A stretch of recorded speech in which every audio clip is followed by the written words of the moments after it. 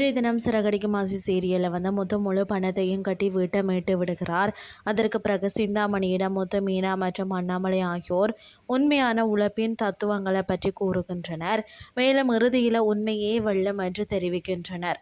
அது மட்டுமில்லாமல் மீனாவுக்கு நல்ல மனம் இருப்பதனால்தான் கடவுள் கனவுல நீ செய்ய இருந்த சதி வேலையை காட்டி கொடுத்தார் என உண்மையையும் அண்ணாமலை கூறுகிறார். முத்துவின் வக்கீலம் அங்கு பைனான்சியரிடம் முத்து முழு பணத்தையும் கட்டியதற்கான ஆதாரங்களை திரட்டுகிறார். மேலும் வீட்டை அவர்களிடம் ஒப்படைத்ததோடு முத்துவை புகழ்ந்து பேசுகிறார். இதை தொடர்ந்து விஜயா, அண்ணாமலை என முழு குடும்பமும் வீட்டிற்குள்ள காலடி எடுத்து வைக்கின்றனர்.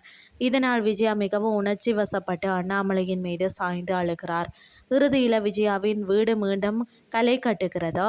வீட்டிற்கு அனைவரும் அவர்களை வாழ்த்துகிறார்கள். அது மட்டுமில்லாமல் அனைவரும் ஜோடி ஜோடியா இருப்பதை பார்த்து மனோஜ் பொறாமப்படுகிறார். மேலும் முத்துவை புகழ்ந்து பேசுவது அவரால் ஏற்றுக்கொள்ள முடியல. அந்த நேரத்தில் பார்வதியும் முத்துவின் இந்த செயலை கதையாக கூற வேண்டும் என பேசி கொண்டிருக்கிறார். பிறகு விஜயாவிடம் சென்று என் மீது கோபமா அப்படின்னு சொல்லி கேட்கிறார். அதற்கு விஜயா இல்லை, ஒவ்வொருவரின் வீட்டில் இருந்த போதுதான் அவர்களை பற்றி புரிஞ்சு கொள்ள முடிந்தது என்று சொல்கிறார். இதன் போது இந்த வீடு போனதற்கு காரணம் மனோஜ், ஆனால் வீட்டை மீட்டது முத்து தான். இப்போதாவது முத்துவை பற்றி சரியாக புரிஞ்சு கொள் என்று விஜயா சொல்கிறார். இதுதான் ஒன்றிய நாளுக்கான எபிசோட்.